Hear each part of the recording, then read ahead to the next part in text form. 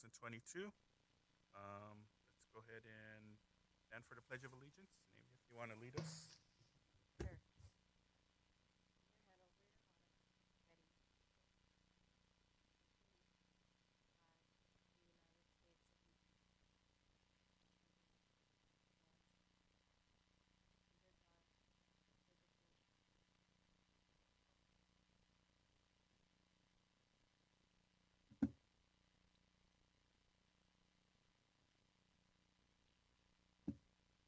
We're going to go ahead and move on to roll call.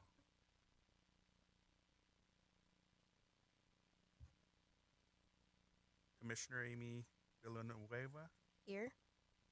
Roman Rodriguez here, and can we excuse Cecilia for not being at the meeting today? Okay, I'd like to excuse her. We're going to close that, and we're going to move on to the approval of certificate of posting for October 3rd, 2022. I motion.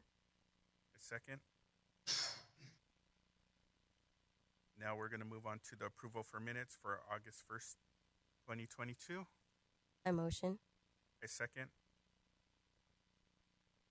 We'll move on to public communications. So we see no public. So we're going to go ahead and close public communications at this time. And we'll move on to the report of officers. So I'll turn it over to Director Carrillo. Rodriguez, I have Garza. I will give an update. Efforts.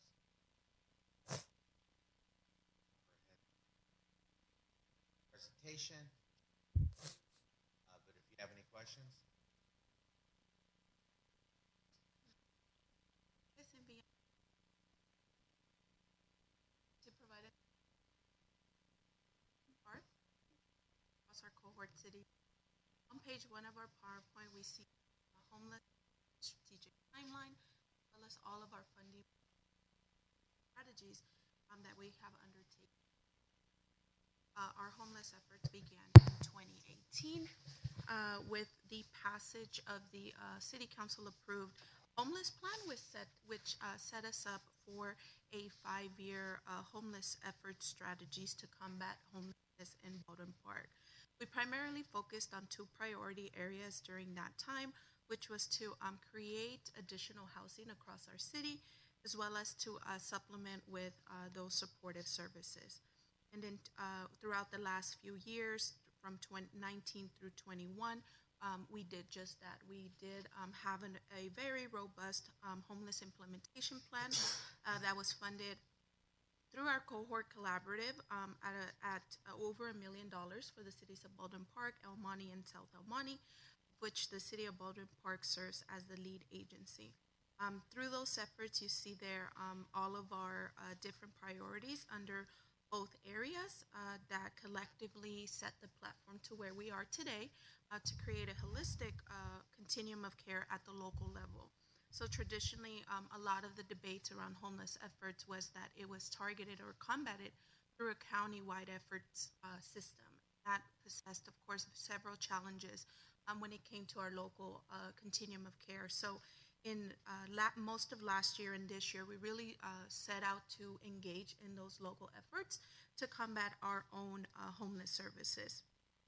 So we are so excited to recall our interim housing sites, that the implementation of 2 brand new interim housing sites in the San Gabriel Valley, both of which were the first for our city and across the region. We also partnered with several regional San Gabriel Valley Council of Government regional coordination efforts, which we will further talk about today. On page 2 of your PowerPoint, you see that we have developed a very fleshed out continuum of care through Measure H. Unlike other communities, the city of Baldwin Park did benefit greatly from our partnership with the county. We have established our own access point, which is basically a centralized location where any resident in the community can go to the Terry G. Muse Family Service Center every Tuesday, and we have a dedicated case manager, housing navigator, and an array of different resources that can engage the client from entry point all the way into different outcomes included permanent housing placement, interim housing sites such as our tiny homes, as well as other prevention and diversion programs. So we're not only focusing through this model on the street homelessness, this is really dedicated for those families or individuals that are struggling to kind of make ends meet. So these are a lot of our preventative services focus on rental assistance, deposits, preventing evictions, and those sorts of preventative measures. For those clients that were not able to prevent those displacements, we go into the additional holistic continuum of care, which you see on the city and regional continuum of services.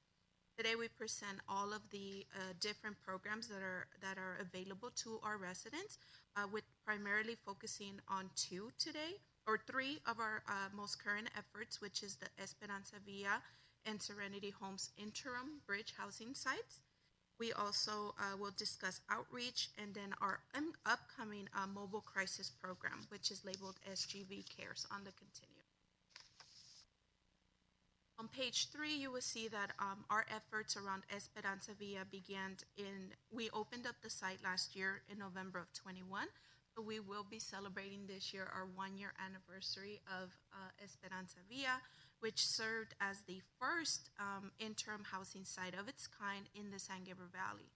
This is a 25-unit single adult site, and it was funded through the Regional Housing Trust Fund, which also the City of Baldwin Park took a key role in developing and establishing for actually the region.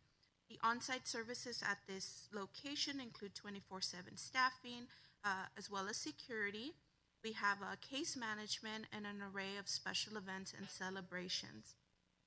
Some of the unique features around and amenities around this site, it's that the units are fully insulated with AC and heating options. We do have our number one priority, which was the locking door, to ensure the safety of our clients. Overnight lights, the site is ADA compliant. We also have furniture inside the unit that includes a foldable bed and desk. That's part of the actual pallet shelter manufacturer. We also have showers, restrooms, and laundries at the site, and all of the sites, the units themselves are resistant to mildew, mold, and are also fire resistant. The County of Los Angeles has awarded us a grant to operate this facility to extend the programming period through November of 2023. We beginning this month, we will be embarking in our second year of operations. During that first year, being a pilot program, we have been able to successfully place 38%, almost 40% of our clients, which to date, actually just yesterday, we were able to house our 10th participant. So that is a slow start, I would say, for interim housing and bridge housing units in the county, but nevertheless, they are equipped to. During the second year of funding, we discovered that there is a lack of permanent housing across the county and, of course, our city. So to address those efforts, we fought really hard to get our own housing navigation slots, and through this effort, we have been awarded 10 slots, meaning that 10 of our clients will receive direct housing engagement, so that you can walk the client from the interim housing site into that permanent housing. And what that looks like is really just on the boots, calling every single listing, looking at every possible scenario to ensure that that client makes it out of that facility. We also have discovered that some of our clients do have a very a unique set of challenges that, if not supported through a subsidized program, those clients do face a very severe challenge to exit these types of interim housing sites. So the county is also looking at what do we do with those clients that are just receiving about $227 from their GR relief. So there is some cases that, among our seniors and some of our disabled individuals that is the case. So we continue to look for solutions around this model. And we are happy to report that an RFP was opened last month, and we will be making awards of notices at the end of this month to engage in the year two operations. So we'll be looking at alternative vendors and operators to just to ensure that we have the best possible service at the site. Moving on to Serenity Homes, we are also equally excited that just less than a year after we opened up Esperanza Villa, we opened up our second site in September of this year. Also a first in the San Gabriel Valley and actually across California, Southern California, for a family interim housing site of its kind. This site is operable with 16 units or 50 beds that specifically serves families. And this project was funded through a combination of the Regional Housing Trust, LASA, and City ARPA funds for the first year of operations. And our site operator for this site is CityNet. And CityNet is a renowned homeless service provider that kind of opened up the very first tiny home in Riverside.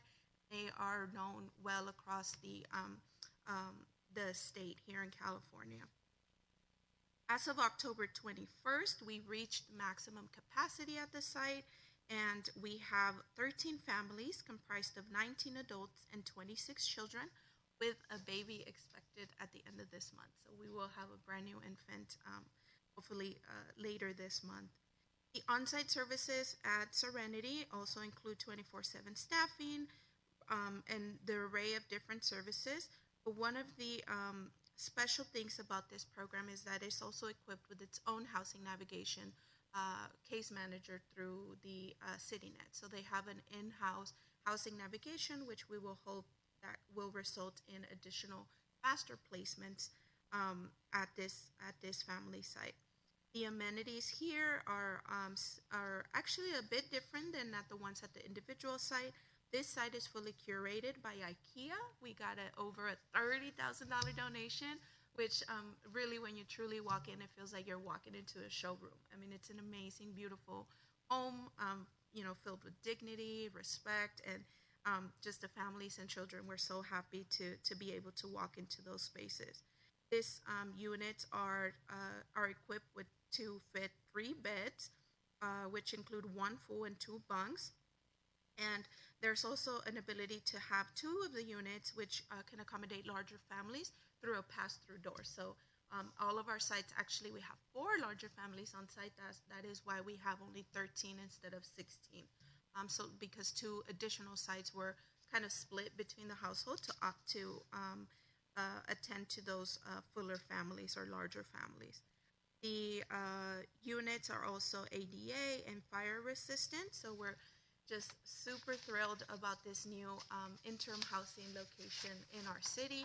And we already have a lot of cities that are interested coming to visit. We also had an opportunity to present on the tiny homes model at the ICMA conference earlier this year in September in Columbus, Ohio. So we do get a lot of, Baldwin Park is on the map for the right reasons for the creation of this interim housing sites.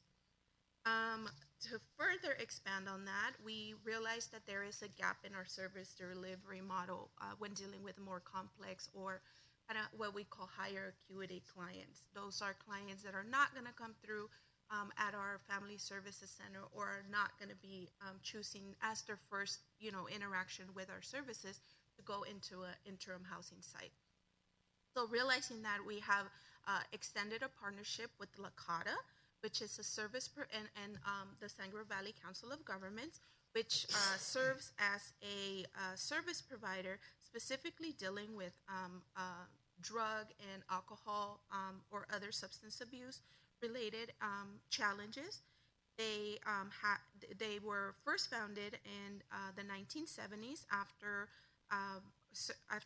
for veterans returning from the Vietnam War. However, they have expanded their services here in the LA County throughout the years, and they deal with residential treatment, mental health services, outpatient, and outreach and engagement. For our city of Baldwin Park, we're involved in 2 of those efforts: outreach engagement, mental health services, and residential treatment, or 3 of those. And we have a dedicated team of just for the city of Baldwin Park, which is extremely unique. We have not had this in any of our services before. We did rely on LASA's process to get the outreach conducted, which of course was very challenging because we also shared that with the entire county of Los Angeles. So to bridge that gap, we have now our own street outreach team, which consists of a housing navigation services, mental health support, case management, prevention, abortion, and of course linking them to that ongoing services, whichever they may need. So this process, this pilot program is strongly focused on that data collection for metrics to kind of hopefully demonstrate to the county that these kind of localized and regional models provide successful outcomes. So on page 5 of your PowerPoint, you see that we have developed these teams throughout the region here in the San Gabriel Valley. We belong to cohort number 6 or team 3. But what we would like to highlight around this section is to pay close attention to the service that the Baldwin Park is receiving, primarily because of our homeless count, but also realizing that there is a much need in our city. We have our own dedicated cohort to serve the residents here in Baldwin Park. And when we look at the metrics, they have performance measures that the team must meet, including like linkages to outreach, going back to provide supportive services. So these metrics really dictate the ongoing and the continuous and the individualized kind of coordination that is happening through our city. So that we just had actually Lakata present last week at our council meeting, and they really wanted to they really focused on that kind of personalized touch to our residents here in Baldwin Park to develop that relationship with these kind of first time encounters as well as those follow-ups. So we did present some data, some initial data that demonstrated that about 19 people refused services in the month of October or the initial month of September, and only one denied services in the month of October. So we do have clients that are accepting services. They are being transported on a weekly basis, Monday, Wednesday, Friday, sometimes to those much needed resources, whether it be just to fill a prescription so that they can get that support with their mental health, or it is an actual inpatient care. So we've had a bit of both. And unfortunately, we have also had interactions with our TAY youth, which we have not really had dedicated services, but through our outreach, we are discovering that the transitional age youth, 14 to 21, are also a big target of this focus and are in our streets, and they are requiring those services and needs. So we hope to continue to follow this model. A very exciting piece of this is that all of our data for this pilot program will be collected through the Harvard Kennedy School of Public Policy. So it is Harvard, like, we're going to get our data collected by them, analyzed by them, and then they will let us know how we can further enhance those services at the street level for smaller municipalities such as Baldwin Park. So as you know, right now, everything has been tackled from a very macro, county-wide level. So we are looking at those kind of micro solutions that make a big impact. So given that this program has already started in September of this year, and we're looking to go into the last phase of this kind of CAHOOTS model, which is the SGV Care Pilot Program. And what that means is that a pilot program that actually just began in August of this year in the cities of Arcadia, San Marino, and South Pasadena, as well as Montebello, to provide a specialized care team of 2 people, 1 clinician and 1 peer support specialist, to deal with crisis intervention. So throughout your continuum that I've described today, we really do need to emphasize that support on crisis response, because sometimes we do need that immediate response, whether it be at our parks, libraries, public spaces. Um, and this is an effort to launch a pilot program that will tackle just that. So we are looking to launch the SGV Care Services here in the city of Baldwin Park coming this January of 23. And what this service will provide is basically that emergency co-response paired with our PD for nonviolent calls for service. So we will be once again collecting this data, analyzing and identifying calls for service codes that would align with what is appropriate to deal with by PD, what is appropriate to deal with through this crisis response model. So we will eventually offer a true alternative response effort throughout the duration of this program. The focus of this, of course, will be for both unhoused and unhoused residents here in Baldwin Park, because we know that there's not enough outreach conducted to those kind of specialized areas, and sometimes our officers need a bit of additional support. Those 911 focus calls will provide diversion and hopefully improve our outcomes for those first responders. I think I got ahead of myself, but I was really excited about receiving that pro bono technical support from Harvard Kennedy School. And like we mentioned, this is a pilot program. Is of course something new in our San Gabriel Valley. So we hope that we test these alternative response models to better coordinate our care through Department of Mental Health as well as with our PD. And we do now have a dedicated officer who will help support the efforts around our harder to reach homeless clients. So that is kind of a summary of what we have going on. I know it's a lot, but if you guys have any questions, I'm here to answer any questions or feedback that you all may have.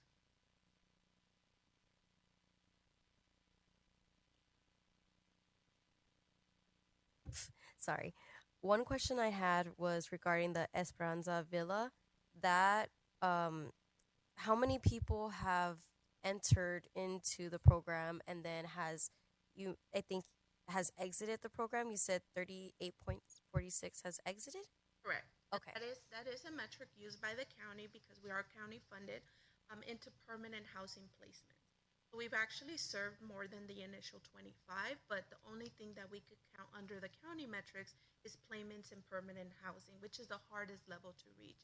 So reunifications with families, voluntary exits because they found a unit, those really don't count for our kind of. So that's why I think that that's one of the data challenges that we're bringing up to the county, is that there should be other metrics that are determining the success of these programs, because it could be very misinterpreted in terms of what the success are, without counting like how many people have even showered or had an opportunity to be connected to employment, which is, we had a goal of 100 and we're now at 147. So there's a whole lot of wraparound support services that happen at the site, such as Esperanza, that are currently not being tracked by the county official metrics. We have, because we do know that that our stories speak more than just those kind of permanent housing placements, but we've also made strides to ensure that those permanent housing placements are also supported and funded, because it's also hard for cities to be expected to do those permanent housing placements without that proper funding from the county, such as a housing navigator. I also had another question with regard to assessments. Are all individuals as part of Esperanza and Serenity, are they all assessed for services, and are they all required to partake in these services, or is it voluntary? They are an assessment is required. So at the entry point, the BOLA currently serves as our site operator. Year one of our program, we did include a background check, so that was part of the original assessment. Year two, we're actually going away from that background check, just so that we could align with county-wide systems around housing first models and providing these low barrier access to housing.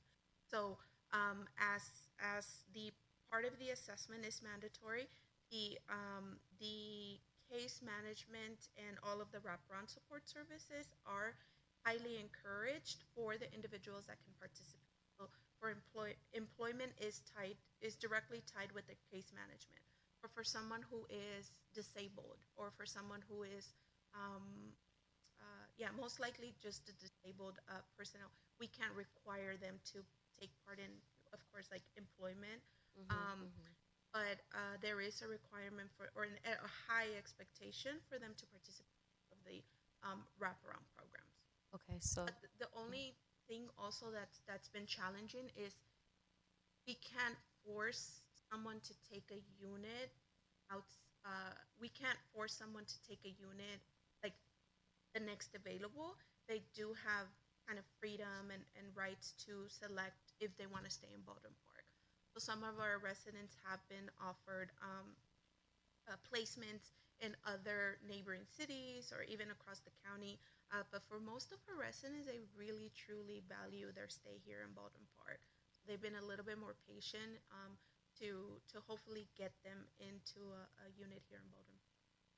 And as part of year two, actually, to further answer your question, Commissioner, that is a requirement that we will have under the new operator, is that the residents will be paired with mandatory kind of ongoing 30, 60, and 90-day plans to ensure that they stay on track with their case management and all of the services. Because we do see that those that are highly linked to and connected to the on-site services have a much higher success rate than those who don't.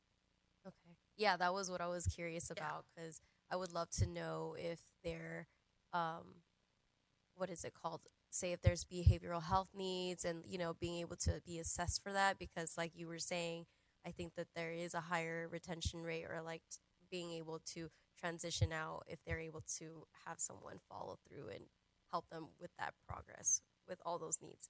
Thank you. I think I have one more question, but I'll have to look at my notes. Oh, one of the questions regarding the pilot program, you mentioned that there is going to be a PD that attends those crises like calls with the workers. So they would be with someone at all times during that pilot and post as well, or is it just during the time where it's still up in the air? So, no, it is a co-response model. There will not be an expectation of the service provider to go out on their own, just because we don't know, like, if it could be coded initially as a crisis response that could be handled by them, but it can quickly escalate. So, during the duration of the entire interaction, we will expect PD there.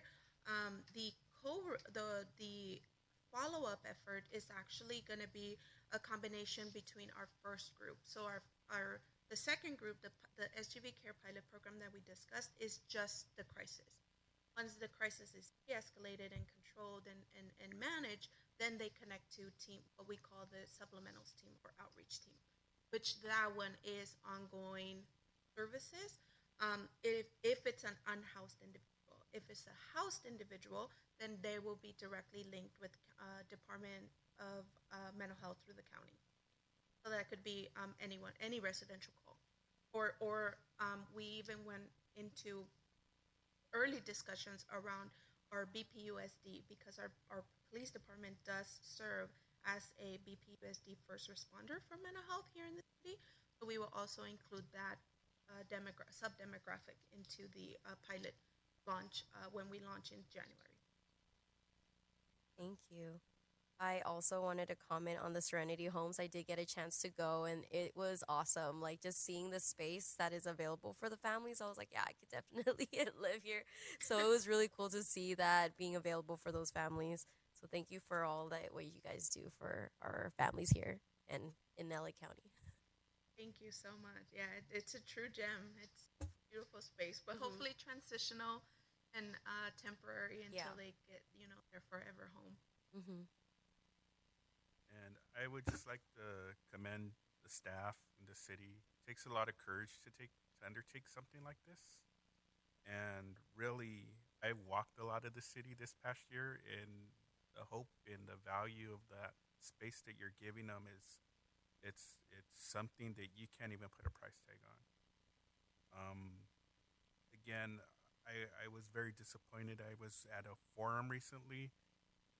There's got to be some sort of public service announcement or public education campaign because these are our neighbors and our families that are homeless.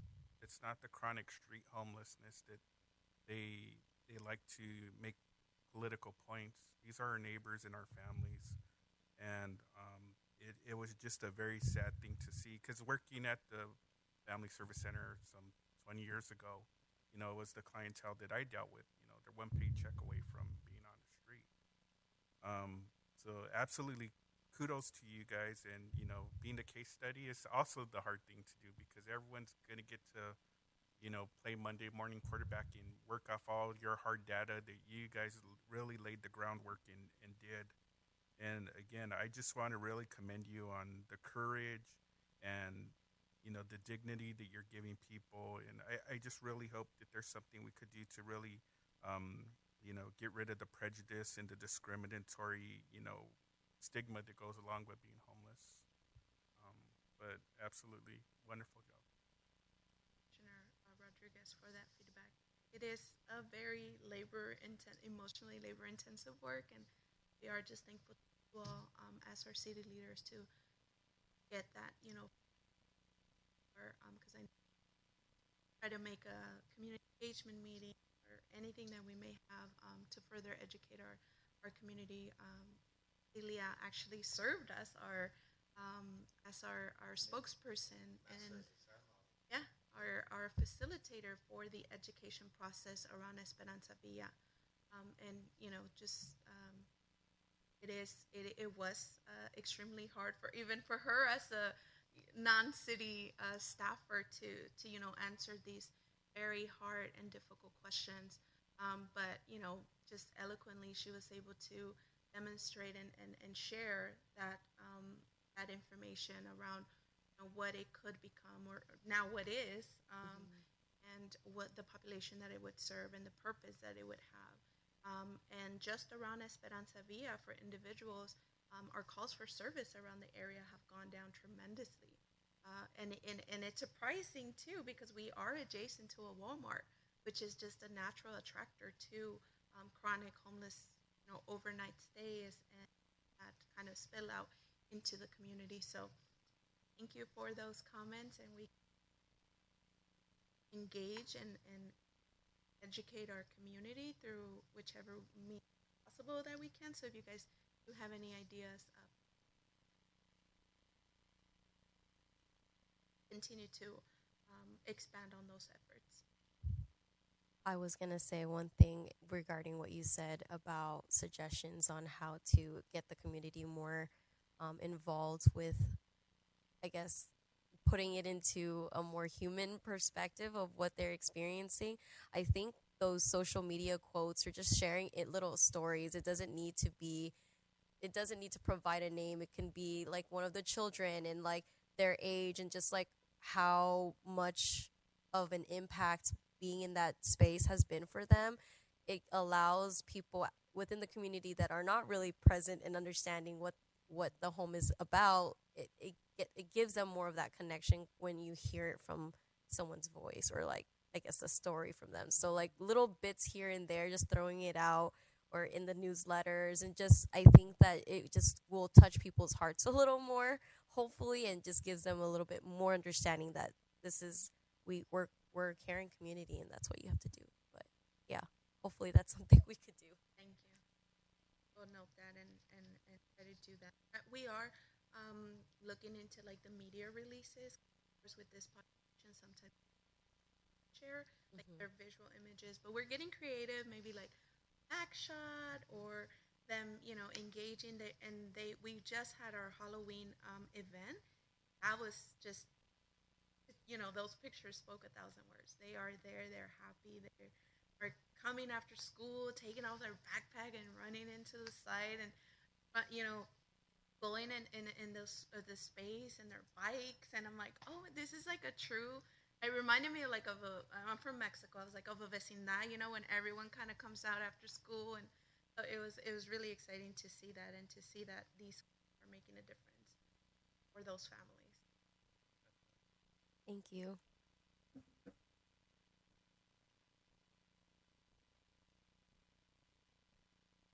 Yes, we have item.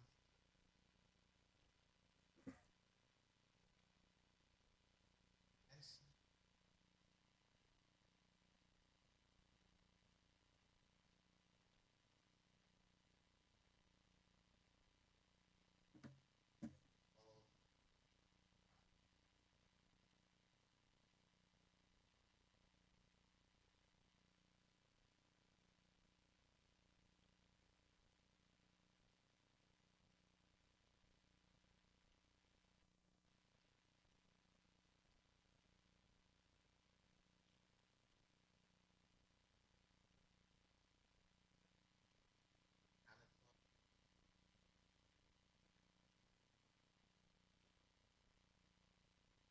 Saturday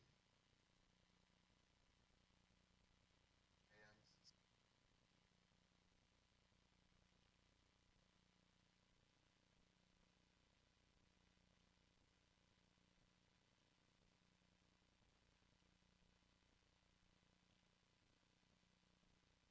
Product. Last year,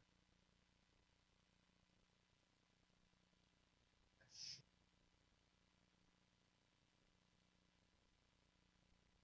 have smaller.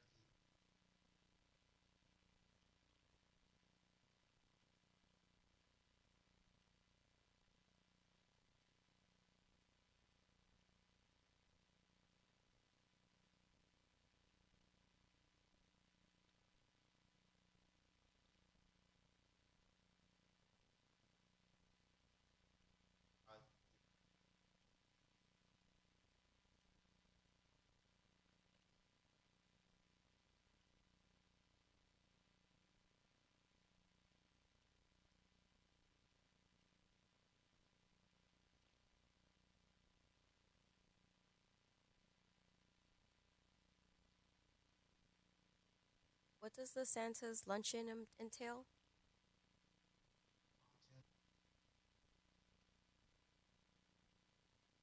Okay, to lunch. Also change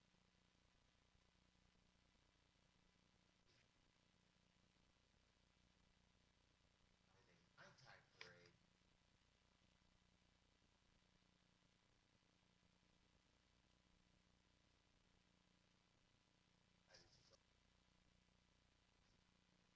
That is time, so we're all high schools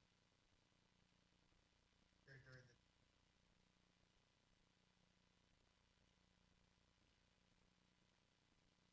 question.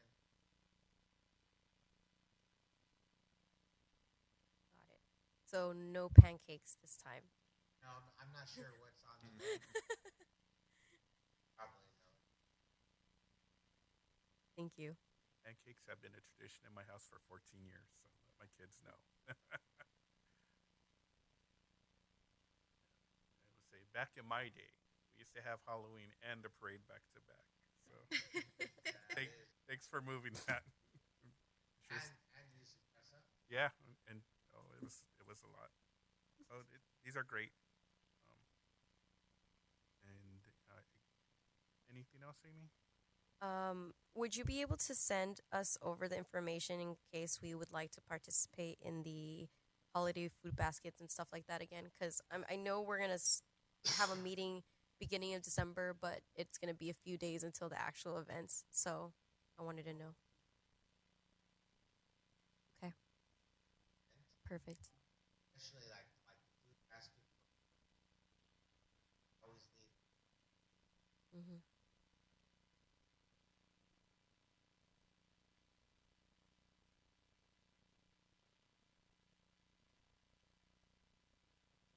I said Yeah. Mm-hmm. definitely get Okay. baskets are Yeah. They are really. very heavy. It takes like two or three people to put. Yeah, so if you're out there now, you're lifting the eggs, great. I was lectured last year. Mm-hmm. Some of our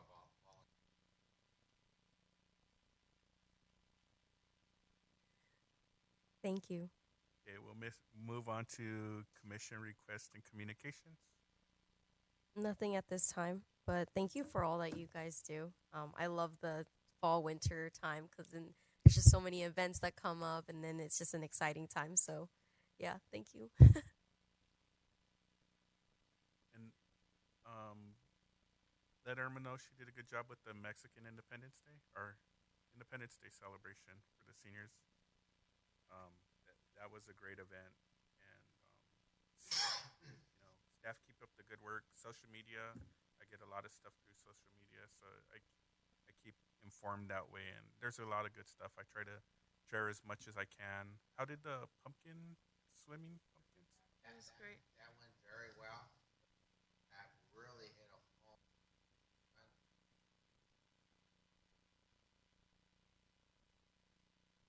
Lies of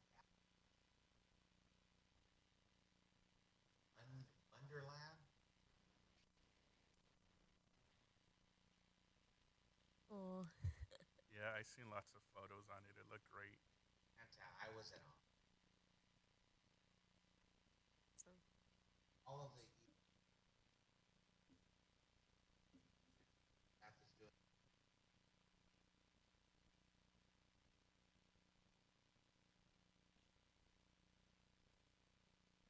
One more question: how do you gauge your pre-COVID to numbers to your current numbers? What do you? I just general attendance and programs. Observation. If I think very good term,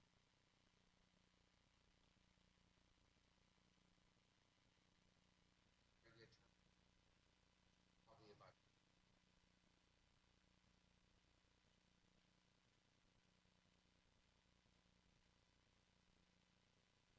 and tested the prices and very reasonable.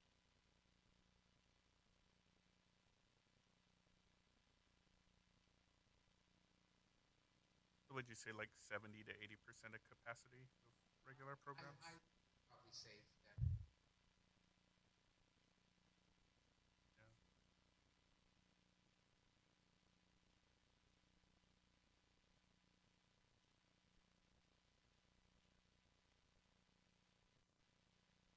Mhm. hard to gauge. Yeah. Rented wood.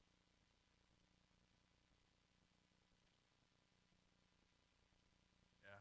And then you gotta bigger and better next year, right? Yes. The curse of recreation. But no, outstanding job as always, and thank you. Keep up the good work and it's wonderful things. So with that being said, we'll go ahead and adjourn the meeting today at 5:55 p.m. I have a question.